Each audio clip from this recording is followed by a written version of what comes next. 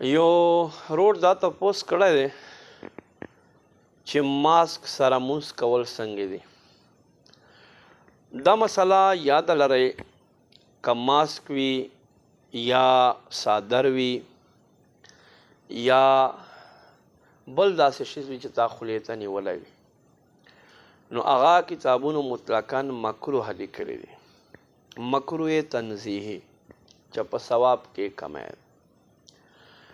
ولو بالفرض که چیرته دا ماسک یا بل داسې شیز وي چې خولې ته دومره نږدې وي چې ته مخارج صحیح نشي ادا کولی یا ستا ته د خپلو مخارجو پته نه لګي، د حروف ادا کولو تا ته پته نه لګي، بیا په داسې حالت کې داسې که ماسک وي که بل صادر وي یا بل هر څه شی وي هغې سره مونځ بیا نه کېږي.